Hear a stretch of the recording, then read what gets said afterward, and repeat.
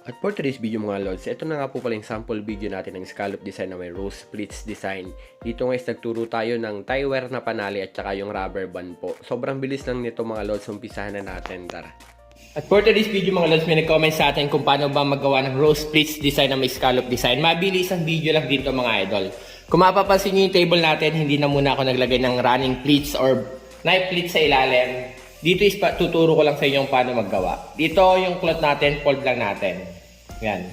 Kasi yung sa mga previous video rin natin, maraming nahihirapan na magpin ng rose splits design natin. Dito is papakita natin isang pinakamabilis din gawin. Basta na fold nyo ito mga idol yan. Fold nyo siya rito. Yan. Fold lang natin. Yan. Basta na fold nyo siya mga lods yan. Ito siya. Yan. Fold natin siyang ganito. Yan. At least yung taas dito mga 6 inches mga lods yan. Para di kayo mahirapan, dito is meron akong rubber band. Yan. Pwede nyo siya lagyan ng rubber band. Yan. Higpitan nyo lang mga lods yan. Para hindi makalas. Dito is sample video lang to, kaya ang gagawin lang natin ay isa. Pwede kayong mag-fold pa ng isa. Halimbawa lang, fold kayo ng isa pa. Tapos, gagawin nyo siyang dalawa. Tapos, lagyan nyo uli siya ng rubber band dito. Ito sa atin is sample lang, kaya isa lang nilagay natin. Tapos, dito mga lods, ito yung likod ng pleats nyo. Or nung rose pleats. Yan. Ito yung kanto. Pwede nyo siyang ilagay dyan. Tapos, lagyan nyo siya ng pin. Yan. Pwedeng gawin yung dalawa or tatlo para hindi matanggal. Kung plastic yung table nyo, pwede nyo siya lagyan ng pin. Pero kung nahirapan kayo maglagay ng pin tapos yung table nyo is kahoy, pwede kayo maglagay ng thumbtacks. Dahil yung table natin is kahoy, yan, maglalagay lang tayo ng thumbtacks para may idea lang di kayo. Push nyo lang din siya sa likod. Yan. Basta na push nyo, ito na yung pinaka rose splits natin. Kunin nyo yung pinakadulo sa ilalim. Yan, pinakadulo. Hatakin lang natin. Depende sa inyo kung pasigsag or diretsong hatak. Yan. Dito hatakin ko lang ng pasigsag siya.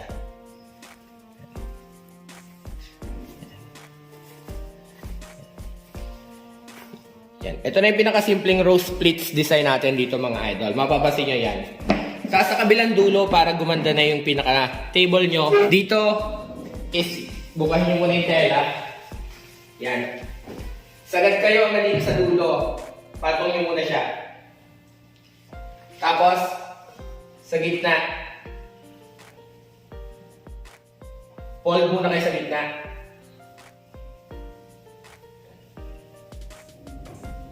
Basta na fold dito, pupold nyo naman sa kanan.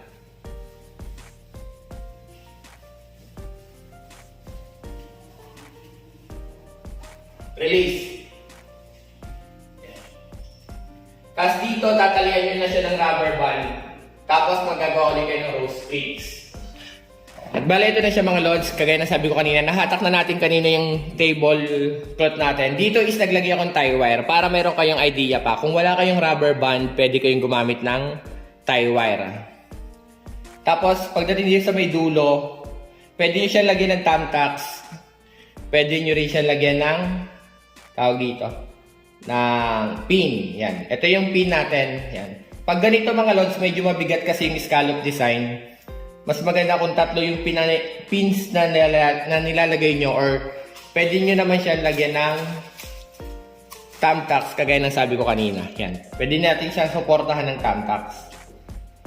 Tapos dito, yan.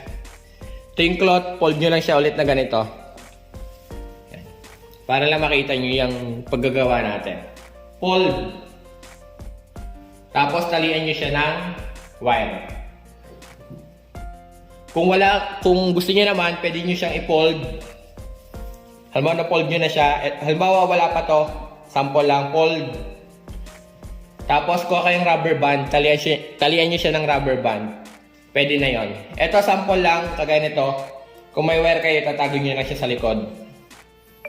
Tapos dito, hatakan lang natin siya ng diretso para may idea kayo kung anong pinagkaiba ng diretsong hatak sa zigzag. Yan. Ito na yung magiging simpleng design nyo. Tapos, dito sa ilalim, maglalagay lang kayo ng knife pleats. Tapos, itong cloth nyo, itatago nyo lang siya sa likod ng knife pleats para di na siya mapansin. Bale, ito na siya mga lods, yung ating rose pleats design na mayroong scallop design yan. Ito yung itsura niya ng zigzag mga lods. Tapos, ang pinantali natin dyan is rubber band. Tapos, naglagay lang tayo ng pin sa dulo or sa likod. Tapos, ito yung scallop design natin. Dito naman, ito yung itsura niya kapag hindi siya nakasigsag, yung diretsong hatak. Tapos, ang pinantali natin dito is tie wire. Mapapansin nyo, may sobra tayong tela. Dito is maglalagay lang kayo ng running pleats muna. Knife pleats or box pleats. Once na nakapaglagay kayo ng box pleats sa table, pwede na kayo mag-apply ng scallop design na may rose pleats design. Kagaya sa mga video tutorial natin ng mga nakaraang video mga lods, pwede kayo maggawa ng 2 or 3 sa bawat kanto mga lods, tapos scallop design para mas maganda. Dahil sample video nga lang to, yan. Eto, gumawa tayo ng tag-isa, tapos pinakita natin na naggawa lang tayo ng using rubber band, tapos naggawa rin tayo ng gamit ang ating tie wire. Bali, hanggang dito na nga lang po yung video mga lods. Follow for more at huwag nyo naman kalimutang i-share po yung mga videos natin. Comment down below kung may concern. Hanggang dito na nga lang po. Maraming pong salamat.